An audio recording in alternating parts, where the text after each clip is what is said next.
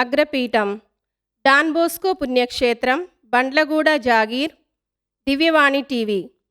దివ్యబలి పూజ స్థిరనిధి దాతలు: క్రీస్తు శేషులు ప్రొఫెసర్ డాక్టర్ తిరుమలరెడ్డి రాయప్పరెడ్డి, శ్రీమతి సుందరి దంపతులు 51వ వివాహ వార్షికోత్సవం సందర్భంగా క్రీస్తు శేషులు ప్రొఫెసర్ డాక్టర్ తిరుమలరెడ్డి రాయప్పరెడ్డి ఆత్మకు నిత్య విశ్రాంతి, శ్రీమతి సుందరికి ఆయురారోగ్యములు దయచేయమని కృతజ్ఞత బలి వట్టి కవిత, జోసెఫ్ రెడ్డి, సుదీప్ రెడ్డి, సుజయ్ రెడ్డి, తిరుమల రెడ్డి, బాలారెడ్డి, దివ్య మరియు బంధుమిత్రులు సమర్పిస్తున్నారు. ఈనాటి దివ్య బలి పూజతో పాటు జపమాల, కరుణ జపమాల, దివ్య సప్రసాద ఆరాధన, క్రీస్తు సందేశం కార్యక్రమాలు ప్రత్యేకంగా వీరి ఉద్దేశాల కోసం సమర్పించబడుతున్నాయి. వీరి కొరకు ప్రత్యేకంగా ప్రార్థిద్దాం. అనంతపురం పి. యాలేరు విచారణ ఎన్ఎం తోమాస్ రెడ్డి 24వ వర్ధంతి సందర్భంగా మరియు ఎన్ఎం జోసెఫ్ రాజారెడ్డి ఆత్మలకు నిత్య విశ్రాంతి, పొన్నపాటి మేరీ తెరేసమ్మ కుటుంబంలోని NM Anthonireddy, NM Sudheer Reddy, NM Sarath Reddy, Gandreddy అనీతాల కుటుంబాల్లో భక్తి విశ్వాసములు, ఆయురారోగ్యములు, శాంతి సమాధానములు, పిల్లలకు మంచి భవిష్యత్తు, తలంపులు నెరవేరాలని కృతజ్ఞత బలి ఎన్ఎం అంతోనిరెడ్డి, సునీత, సంహిత, సంజిత, చరణ్ దీప్, సుధీర్ రెడ్డి, శైలజ, ప్రేమ్ స్వరూప్, ప్రీతం, శరత్ రెడ్డి, శిరీష, యషిక, సష్మిక, గండ్రెడ్డి విజయ్ కుమార్ రెడ్డి, అనిత, అనూప్ రెడ్డి, అనురాగ్ రెడ్డి సమర్పిస్తున్నారు. పుట్టినరోజు జరుపుకుంటున్న కొమ్మారెడ్డి విహాన్కు దేవుని దీవెనలు, ఆయురారోగ్యములు, మంచి భవిష్యత్తు దయచేయమని కోరుతూ విజయ, సుశీల, ఎన్నారెడ్డి కుటుంబ సభ్యులు కృతజ్ఞత బలి పూజ సమర్పిస్తున్నారు. ఈ ఉద్దేశాలతో పాటు మన ఉద్దేశాలు కూడా జోడించి ఈ దివ్య బలి పూజలో ప్రార్థిద్దాం. పితా, పుత్ర, పవిత్ర ఆత్మ నామమున ఆమేన్. ప్రభువు మీతో ఉండునుగాక. మీ ఆత్మతోనూ ఉందురుగాక. ప్రియ సహోదరి సహోదరులారా, ఈనాటి సువిశేషంలో క్రీస్తు ప్రభు దైవరాజ్యం సమీపించినది, ప్రజలకు ప్రకటించండి అని శిష్యులకు చెప్పి వారిని సువార్త సేవకై పంపించటం ఆలకిస్తూ ఉన్నాం. క్రీస్తు ప్రభు ఎల్లప్పుడూ కూడా మనలను తన దగ్గరకు ఆహ్వానిస్తూ ఆయన చెంత నుండి ఆయన ప్రేమను ఈ లోకంలో చాటి చెప్పమని నిరంతరం కూడా మనలను ఈ లోకానికి పంపిస్తూ ఉన్నారు. ప్రేమతో ఆ ప్రభు దగ్గరకు వచ్చిన మనం ఆయనను స్వీకరించి, ఆయన వాక్యాన్ని ఆలకించి, ఆయనను సేవించి, ఆయనతో నిండిన మన జీవితాలతో ఈ లోకంలోనికి వెళ్ళి ఆయన ప్రేమను చాటే విధముగా మన జీవితాలను జీవించాలి. ఆ ప్రభు దగ్గరకు వచ్చిన మనం ఆ ప్రభుని ఆరాధించే ముందు మన యొక్క తప్పిదాలను తలంచుకొని ఆ దేవుడు మన పాపాలు మన్నించమని ఆ దేవుని యొక్క క్షమాపణను కోరుకుందాం.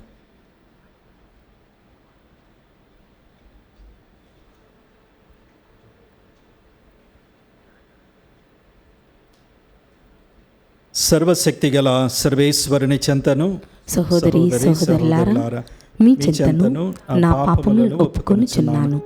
ఎలయన్నా తలంపు చేతను, వాక్కు చేతను, క్రియల చేతను, అశ్రద్ధ చేతను బహు పాపములు చేసితిని. ఇది నా తప్పు, ఇది నా తప్పు, ఇది నా గొప్ప తప్పు. అందుచేత నిత్య కన్నికైన పరిశుద్ధ మరి మాతను, సకల దూతలను, పునీతులను, సహోదరి సహోదరులారా, మిమ్మును నా కొరకు మన ప్రభు అయిన సర్వేశ్వరుని ప్రార్థింపలేనని బ్రతిమాలుకొంచున్నాను. సర్వశక్తి గల సర్వేశ్వరుడు మనకు దయచూపి మన పాపములను మన్నించి మనలను నిత్య జీవితమునకు చేర్చునుగాక. ఆమేన్. ప్రభువా దయచూపుము, ప్రభువా దయచూపుము, క్రీస్తువా దయచూపుము, క్రీస్తువా దయచూపుము, ప్రభువా దయచూపుము. ప్రభువా దయచూపుము. ప్రార్థించుదము. ఓ సర్వేశ్వర, మానవ పాపము వలన పతనమైన ఈ లోకమును నిన్ను పూర్తిగా విధేయించిన నీ కుమారుని బాధామయమైన శిలువ మరణము ద్వారా విమోచించితివి. పాపమనడు దాస్యము నుండి మమ్ము విముక్తులను చేసి మాకు నిత్యానందమును అనుగ్రహింపుము. నీతోనూ పవిత్రాత్మతోనూ కలిసి యుగ యుగములు జీవించుచు పాలించెడు మా ప్రభువును మీ కుమారుడైన క్రీస్తు ద్వారా ఈ మనవి చేయుచున్నాము. ఆమెన్. మీ ప్రాణము రక్షించుటకు దేవుడే మీకు ముందుగా నన్ను పంపెను. మొదటి పట్టణము ఆదికాండము 44వ అధ్యాయము 18 నుంచి 21 వరకు, 23వ వచనం నుంచి 29వ వచనం వరకు, మరియు 45వ అధ్యాయము 1వ వచనం నుంచి 5వ వచనం వరకు. యూదా యేసేపు దగ్గరికి వెళ్ళి, ప్రభు, నా మనవి చిత్తగింపుడు, ఏలిన వారితో ఒక్క మాట చెప్పుకోనిండు. ఈ దాసునిపై కోపపడకుడు. మీరు ఫరో ప్రభువు వంటి వారు. ఏలిన వారు మీకు తండ్రి ఉన్నాడా, తమ్ముడున్నాడా అని తమ దాసులను అడిగితిరి. కాటికి కాళ్ళు చాచిన తండ్రి ఉన్నాడు. ఆయనకి ముసలితనము పుట్టిన కొడుకున్నాడు. వాడు చిన్నవాడు. అతని సోదరుడు చనిపోయెను. వాని తల్లికి వాడొక్కడే మిగిలెను. వాడన్నచో తండ్రికి ఎంతో గారాబమని మేము చెప్పితిమి. తరువాత ఏలినవారు, నేను అతనిని చూడవలెను, నా దగ్గర అతనిని తీసుకొని రండు అని చెప్పితిరి. కానీ మీరు మీ తమ్ముడితో మీతో పాటు ఇక్కడికి రానిచో మీరు మీ ముఖము నాకు చూపవలదు అంటిరి. మేము తిరిగి వెళ్ళి మీ దాసుడైన మా తండ్రికి ఏలిన వారు చెప్పిన మాటలన్నీ చెప్పితిమి. ఆ పిమ్మట మరలా వెళ్ళి ఆహార పదార్థములు కొని తీసుకుని రండు అని మా తండ్రి చెప్పెను. మేమక్కడికి వెళ్ళలేము. తమ్ముడు లేకుండా మేము ఆయన ఛాయలకే పోరాదు. తమ్ముడు మా వెంట వచ్చినచో వెళ్ళదము అని అంటిమి. దానికి మీ దాసుడైన మా తండ్రి, మీకు తెలియనిదేమున్నది? నా భార్య కొడుకులను ఇద్దరును కన్నది. వారిలో ఒకడు నన్నొదలిపోయెను. ఏదో మృగము తప్పక వానిని కండ తుండెములు చేసి ఉండునని అనుకొంటిని. వాడి నాటి వరకు కనబడలేదు. ఉన్న ఈ ఒక్క కొడుకును కూడా మీరు నాకు దూరము చేయుదురా? వానికే హాని అయిన కలిగిన ముదసలి అయిన తల నెరసియున్న నేను దిగులుతో క్రుళ్ళి క్రుళ్ళి చావవలసినదే అని అనెను. యేసేపు సేవకుల ఎదుట తన భావోద్వేగము అణుచుకొనజాలకపోయెను. మీరందరూ నా ఎదుట నుండి వెళ్ళిపోండు అని వారి కనతిచ్చెను. కావున యేసేపు సోదరులకు తన్ను తానెరుక పరుచుకున్నప్పుడు అక్కడెవ్వరూ లేరు. అతడు బిగ్గరగా ఏడ్చెను. ఐగుప్తు దేశీయులు, ఫరోరాజు పరివారము ఆ ఏడ్పు వినిరి. నేను యేసేపును, నా తండ్రి ఇంకను బ్రతికి ఉన్నాడా అని అతడు సోదరులను అడిగెను. తమ్ముని గుర్తుపట్టిన యేసేపు సోదరులకు నోట మాట రాలేదు. వారు అతనిని ప్రశ్నలకు జవాబు చెప్పలేకపోయిరి.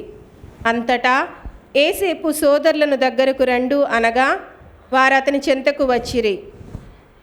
అతడు వారితో, మీరు ఐగుప్తు దేశీయుల కమ్మిన యేసేపును నేనే. మీ సోదరుడును నన్ను బానిసగా అమ్మివేసినందుకు మీరు దుఃఖించుచు కలత చెందవలదు. మీ ప్రాణములు రక్షించుటకు దేవుడే మీకు ముందుగా నన్ను పంపెను. ప్రభు వాక్కు. సర్వేశ్వనికి వందనములు. ప్రత్యుత్తర గీతం. అందరూ ప్రభువు సల్పిన అద్భుత కార్యములను జ్ఞప్తికి తెచ్చుకొనుడు. ప్రభువు దేశము మీదికి కరువు రప్పించి ప్రజల జీవనాధారమైన ఆహారమును దొరకకుండా చేసెను. కానీ ఆయన ఆ జనులకు ముందుగా ఒక నరుని పంపెను. అతడే బానిసగా అమ్ముడుపోయిన యేసేపు. అందరూ ప్రభువు సల్పిన అద్భుత కార్యములను జ్ఞప్తికి తెచ్చుకొనుడు. జనులు అతని కాళ్లకు సంకెళ్ళు వేసి అతని మెడకు ఇనుప వలయను తొడిగిరి. ఆ పిమ్మట యేసేపు చెప్పిన సంగతి నెరవేరెను. ప్రభువాకు అతని సత్యమును నిరూపించెను. అందరూ ప్రభువు సల్పిన అద్భుత కార్యములను ప్రభు సల్పిన అద్భుత కార్యములను నెప్తికి తెచ్చుకొనుడు. జ్ఞప్తికి తెచ్చుకొనుడు. రాజు అతనిని చెరసాల నుండి విడిపించెను. జాతుల నేత అతనికి విముక్తి ప్రసాదించెను. అతడు యేసేపును తన ప్రభుత్వమునకు అధిపతిని చేసెను. తన రాజ్యమునకు అంతటికిని పాలకుని గావించెను.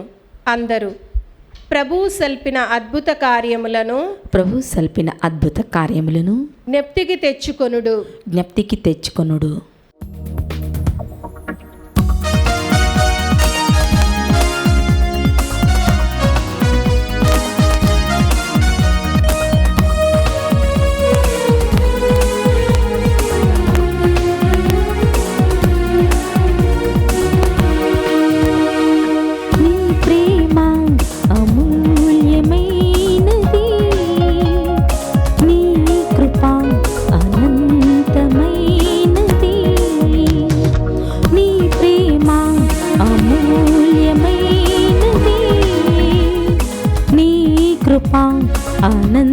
అనంతమైనది నీ నీతి మహాస్థిరమైనది నీ వాక్కు ఆనందమానందము నీ నీతి మహాస్థిరమైనది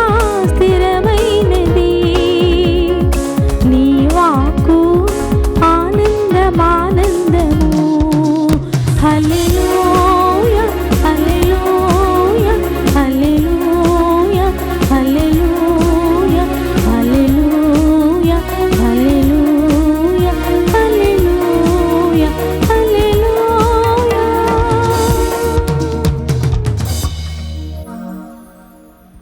ప్రభువు మీతో ఉండునుగాక. మీ ఆత్మతోనూ ఉందురుగాక. పునీత మత్తయి వ్రాసిన సువిశేషములోని భాగము. ప్రభువా మీకు మహిమ కలుగునుగాక. 10వ అధ్యాయము 7వ వచనము నుండి 15వ వచనము వరకు. ప్రభు ఇట్లనుచున్నాడు: పరలోక రాజ్యము సమీపించినదని ప్రకటింపుడు, వ్యాధిగ్రస్తులను స్వస్థపరపుడు, మరణించిన వారిని జీవముతో లేపుడు, కుష్ఠరోగులను శుద్ధులను గావింపుడు, దయ్యములను వెళ్ళగొట్టుడు. మీరు ఉచితముగా పొందితిరి, ఉచితముగానే వసగుడు. మీతో బంగారము గాని వెండిని గాని రాగిని గాని కొనిపోవలదు. ప్రయాణమునకై సంచిని గాని 2 అంగీలను కానీ పాదరక్షలను కానీ చేతి కర్రను కానీ తీసుకొని పోవలదు. ఎలయన పనివాడు తన భత్యమునకు అర్హుడు. ఏ పట్టణమును గాని ఏ పల్లెను గాని మీరు ప్రవేశించినప్పుడు అందు యోగ్యుడగు వానిని వెదకుకొనుడు. అచట నుండి వెడలిపోవు వరకు వాని ఇంటనే ఉండడు. మీరొక ఇంటిలోనికి ప్రవేశించినప్పుడు ఆ ఇంటిని దీవింపుడు. ఆ ఇల్లు యోగ్యమైనదైతే మీ శాంతి దాని మీదకి వచ్చును. లేనిచో మీ శాంతి మిమ్ము తిరిగి చేరును. ఎవడైనను మిమ్ము ఆహ్వానింపక మీ ప్రసంగములను ఆలకింపకపోయినచో ఆ ఇంటిని గాని పట్టణమును గాని విడిచిపొండు. మీ పాదధూళిని సైతము అచటనే విదిలించిపొండు. తీర్పు దినమున ఆ పురవాసుల గతి కన్నా సోదోము గొమొర్రా ప్రజల గతియే మెరుగుగా ఉండును అని నేను మీతో నిశ్చయముగా చెప్పుచున్నాను. ఇది క్రీస్తు సువిశేషము. క్రీస్తువా మీకు స్తుతి కలుగునుగాక.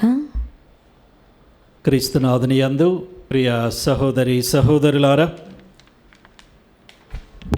ఈ మధ్యనే నేను ఒక వార్తను విన్నాను. ఒక యువ గురువు క్యాన్సర్ వ్యాధితో బాధపడుతూ ఉన్నాడని, అయితే క్యాన్సర్ 4th స్టేజ్లో ఉందని ఆ యొక్క వార్త విన్నప్పుడు చాలా బాధగా విచారంగా అనిపించింది. ఆ వార్త విన్న నాకే అంత బాధ విచారం ఉన్నప్పుడు ఆ వ్యాధిని అనుభవిస్తున్నటువంటి ఆ యువ గురువు ఇంకా ఎంతగా బాధపడుతూ ఆయన ఎంత నిరాశలో నిస్పృహలో ఉంటాడో ఆలోచించండి. అయితే ఇటువంటి వార్తను విన్నప్పుడు నాలో లోతుగా ఉన్నటువంటి ప్రశ్న, ఎందుకని ఈ యువ గురువుకు ఇటువంటి వ్యాధి వచ్చింది? ఇటువంటి సమయంలో దేవుడు ఎక్కడున్నాడు? ఎందుకని ఇటువంటి కష్టాలు, ఇబ్బందులు రావాలి? ఇటువంటి ప్రశ్న మానవులుగా మనందరికీ ఎప్పుడూ వస్తూ ఉంటుంది. మానవ జీవితంలో కష్టాలు, కన్నీళ్ళు, ఇబ్బందులు, ఇక్కట్లు ఎప్పుడూ కూడా వస్తూ ఉంటాయి. మానవులుగా మనం ఎవరం కూడా ఇటువంటి కష్టాలకు, బాధలకు, ఇబ్బందులకు అతీతులం కాదు. అయితే మనందరికీ క్రీస్తు ప్రభు యొక్క శిష్యులుగా, ఆయన అనుచరులుగా మనందరికీ ఉన్నటువంటి ఒక లోతైనటువంటి ప్రశ్న, ఎందుకని ఈ కష్టం నాకు వస్తుంది? ఎందుకని ఈ ఇబ్బంది నాకు కలుగుతుంది? నేను దేవుని నమ్ముతూ ఉన్నాను, దేవుని ఆరాధిస్తున్నాను, దేవుని వెంబడిస్తూ ఉన్నాను. మరి అటువంటి సమయంలో ఎందుకని ఇటువంటి కష్టాన్ని, బాధని ప్రభు నాకు ఇస్తూ ఉన్నాడు? ఎందుకు ఇలా నాకు జరుగుతూ ఉందనేటువంటి వేదన మనందరం కూడా అనుభవిస్తాం.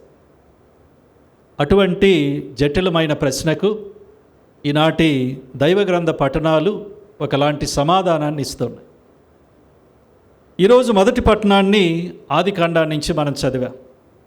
ఆదికాండంలో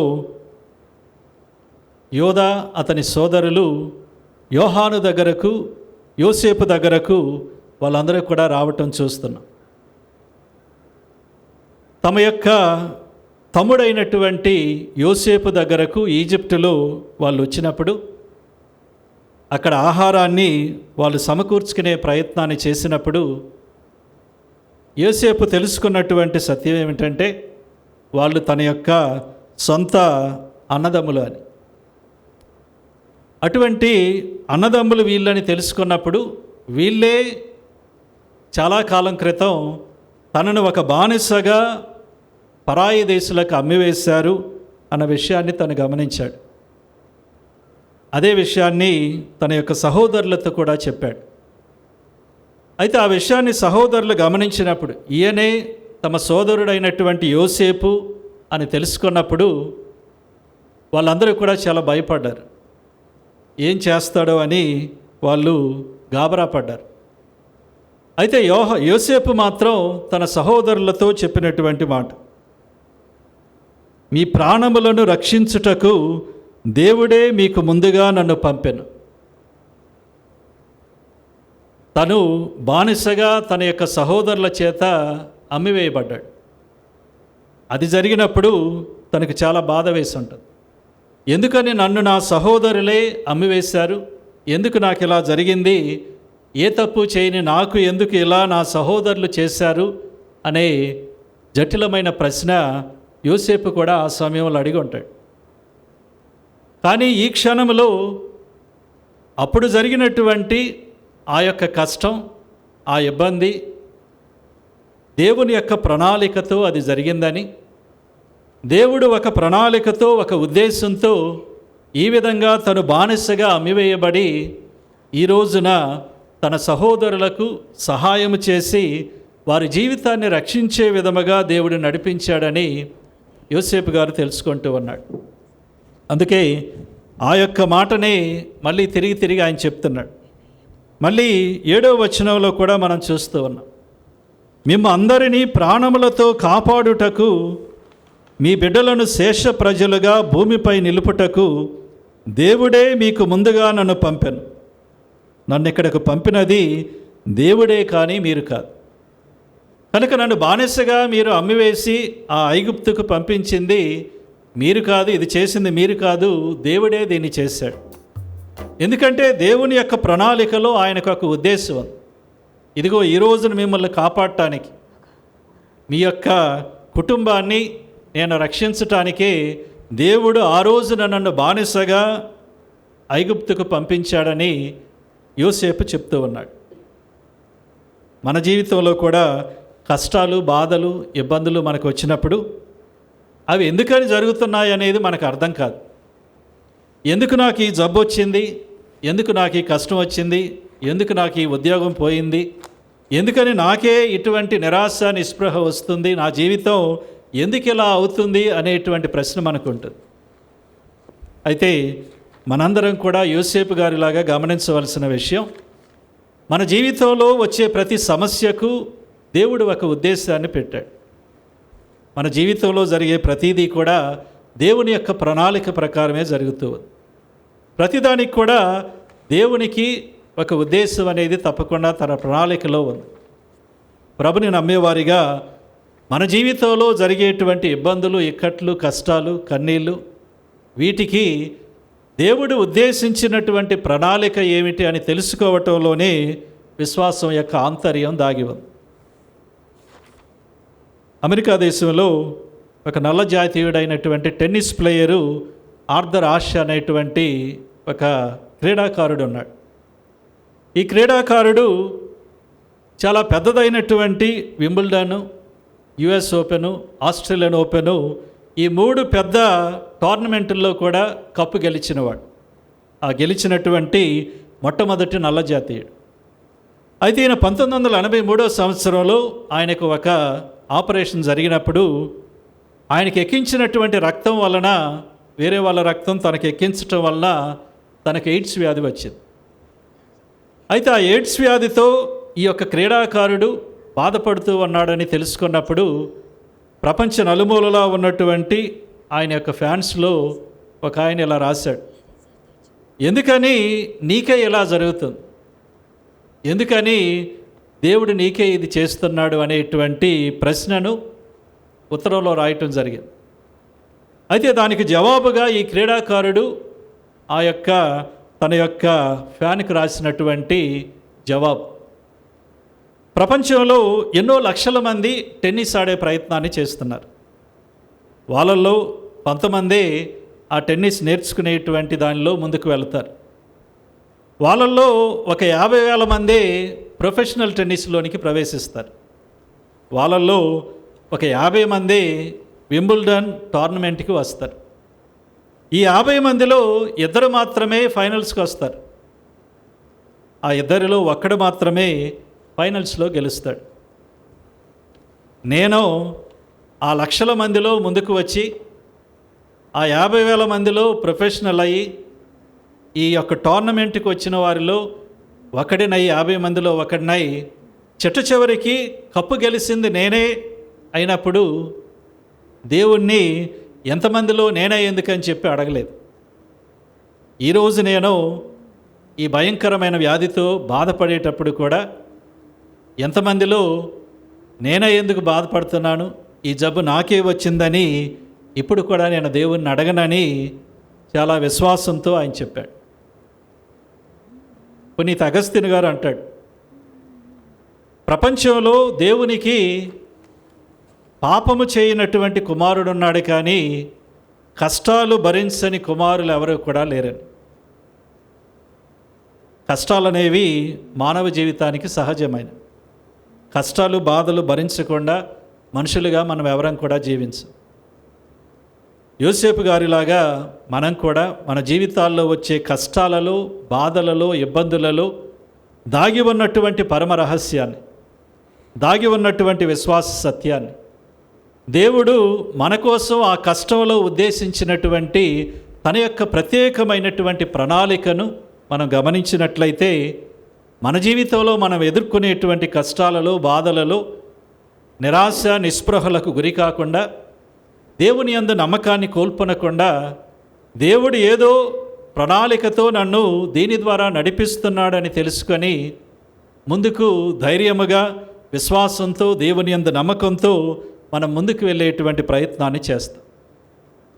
ఈ యొక్క దివ్య పూజలో ఆ ప్రభు యొక్క బలిపీఠం చుట్టూకు వస్తున్న మనం దేవుడు మనతో ఉన్నాడని, మన కష్టాల్లో, ఇబ్బందుల్లో, ఇక్కట్లో కూడా దేవుడు మనతో ఉన్నాడని, మన ఆయన ఎల్లప్పుడూ కూడా ముందుకు నడిపిస్తూ ఉన్నాడని మనం గ్రహించి ఆ దేవుణ్ణి ఆరాధించి దేవునితో కలిసి ముందుకు ప్రయాణించేటువంటి ప్రయత్నాన్ని చేద్దాం.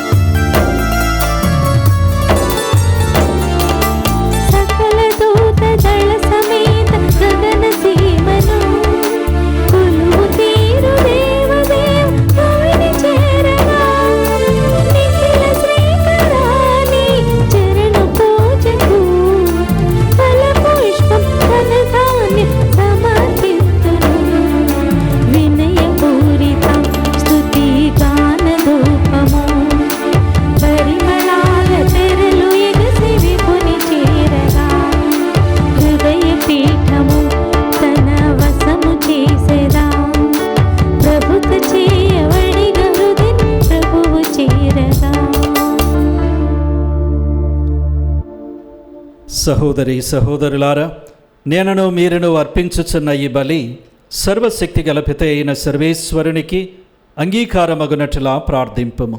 ప్రభు తన నామస్తుతి మహిమల కొరకును మన ప్రయోజనం కొరకును తన పవిత్ర శిరసభ ప్రయోజనం కొరకును మీ కర్మల ద్వారా ఈ బలిని స్వీకరించదుముగాక. ఓ ప్రభువా, మీ నామ గౌరవార్థము మేము అంకితము చేసిన ఈ బలి అర్పణమును కరుణతో వీక్షింపుము. ఈ బలి ద్వారా మమ్ము పవిత్రమనర్చి మాకు నిత్య జీవములో భాగమును దయచేయము.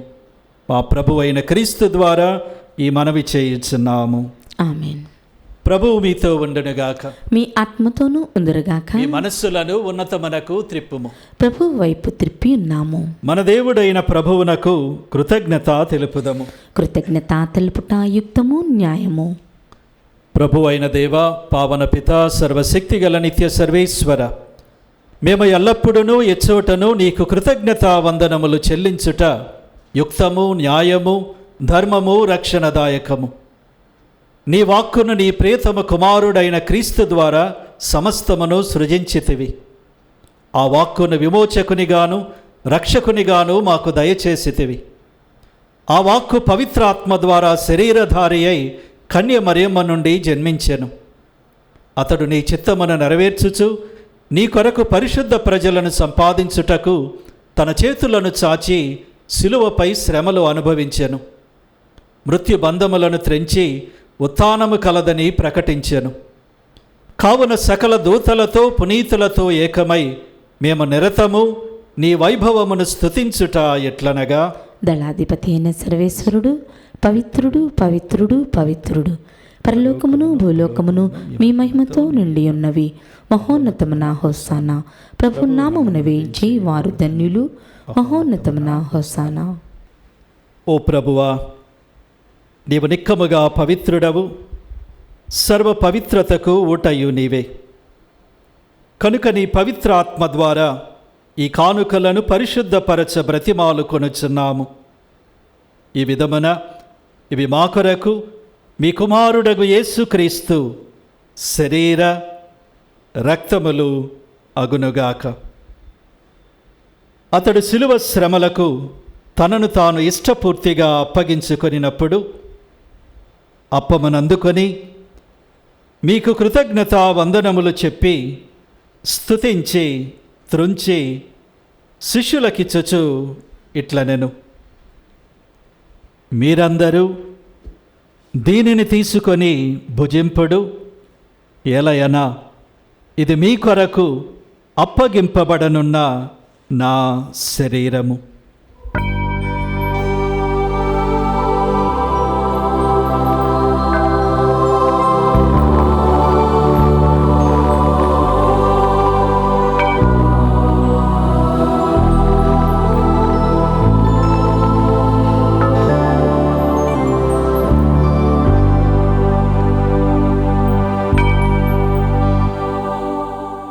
ఆ విధముగానే భోజనానంతరము పాత్రమునందుకొని మరలా మీకు కృతజ్ఞతా వందనములు చెప్పి స్తుతించి శిష్యులకిచ్చుచు ఇట్లనిరి,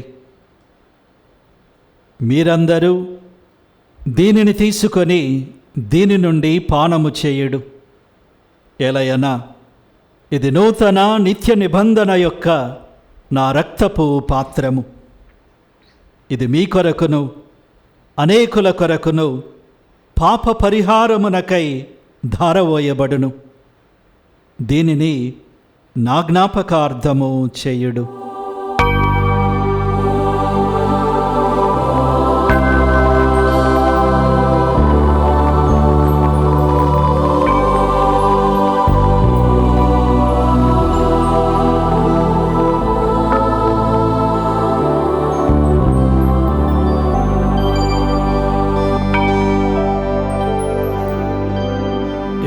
విశ్వాస రహస్యము.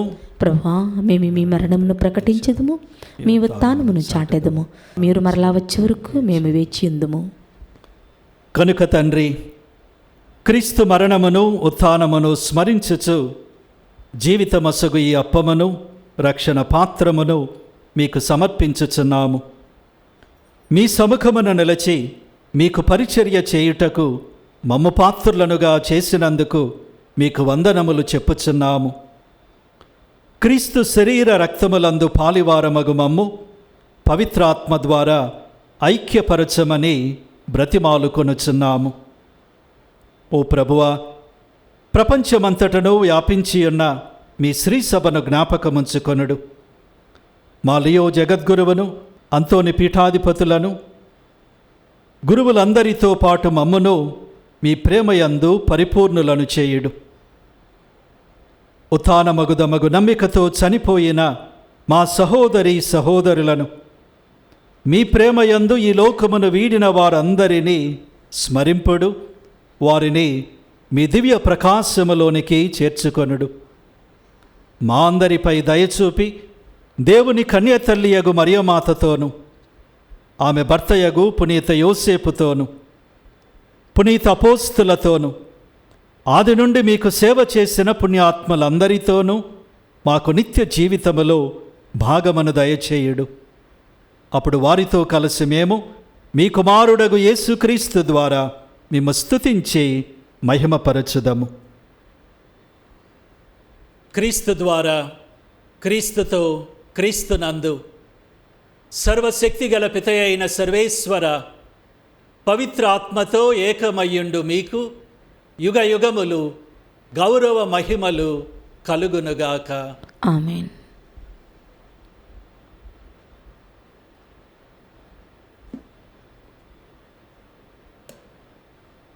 మన రక్షకుడిచ్చిన పరమోపదేశమును అనుసరించి ప్రార్థింప సాహసింతము. పరలోకమందుండు మా యొక్క తండ్రి, మీ నామం పూజింపబడును గాక, మీ రాజ్యము వచ్చును గాక, మీ చిత్తము పరలోకమందు నెరవేరినట్లు భూలోకమందును నెరవేరును గాక. నానాటికి కావలసిన మా అన్నము మాకు నీటికి అనుగ్రహింపుము. మా యొద్ద అప్పుబడిన వారిని మేము మన్నించినట్లు మా అప్పులను మీరు మన్నింపుము. మమ్ము శోధన యందు ప్రవేశింపనివ్వక కీడులో నుండి మమ్ము రక్షింపుము. ఓ ప్రభువా, అన్ని కీడుల నుండి మమ్ము రక్షింపుము.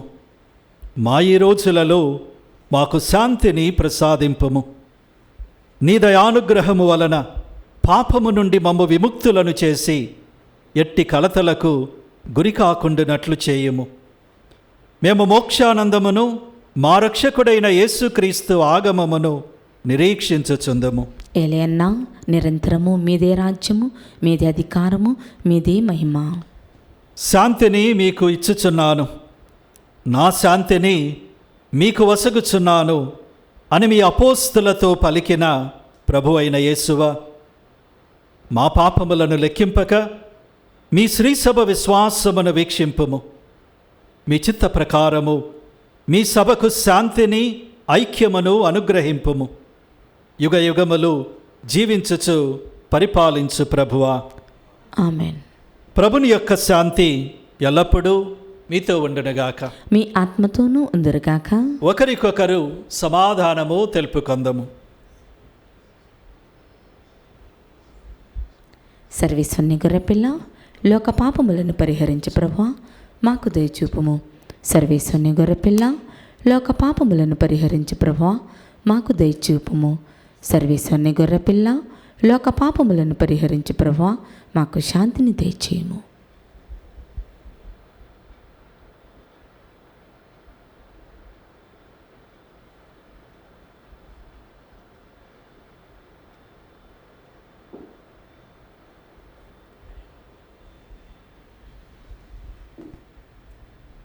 ఇదిగో సర్వేశ్వరుని గొర్రెపిల్ల, లోక పాపములను పరిహరించు ప్రభు.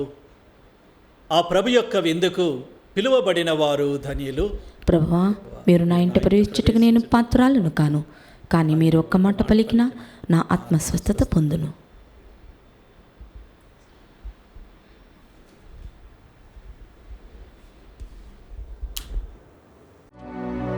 దివ్య సత్ప్రసాదము ఆత్మీయముగా స్వీకరించుటకు ముందు ప్రార్థన. ఓ నా యేసువా, ఈ పరమ పవిత్ర దివ్య సంస్కారమందు మీరు వాసము చేయుచున్నారని విశ్వసించుచున్నాను. అన్నింటికన్నా మిన్నగా మిమ్ము ప్రేమించుచున్నాను. నా ఆత్మలో మిమ్ము స్వీకరింప ఆశపడుచున్నాను. దివ్య సత్ప్రసాద రూపమున ఈ సమయంలో మేము స్వీకరింప సాధ్యము కాదు కనుక ఆత్మీయముగా నా హృదయంలోనికి వేంచేయుము.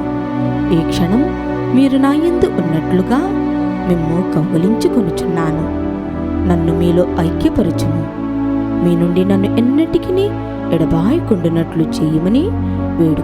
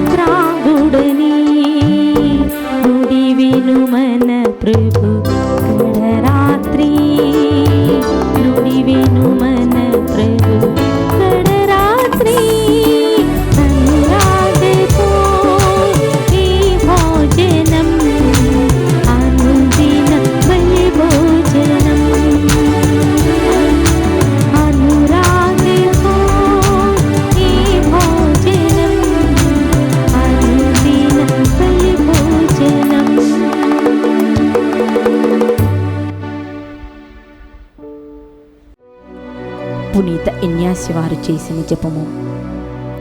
క్రీస్తుని ఆత్మమా నన్ను పరిశుద్ధపరచండి. క్రీస్తుని శరీరమా నన్ను రక్షించండి. క్రీస్తుని రక్తమా నాకు తృప్తి కలుగునట్టు చేయి కరుణించండి. క్రీస్తుని ప్రక్కలో నుండి కారిపడిన నీళ్ళ నన్ను కడగండి. క్రీస్తు అనుభవించిన కష్టమా నాకు ధైర్యం కలుగునట్టు చేయండి. ఓ మంచి యేసువా నా ప్రార్థన వినదరించండి. మీ గాయముల లోపల నన్ను దాచుకొనండి. నేను మేము ఎడవాయినట్లు చేయకండి. దుష్ట శత్రువుల చేతిలో దొరకకుండునట్లు మీరు నన్ను కాపాడండి.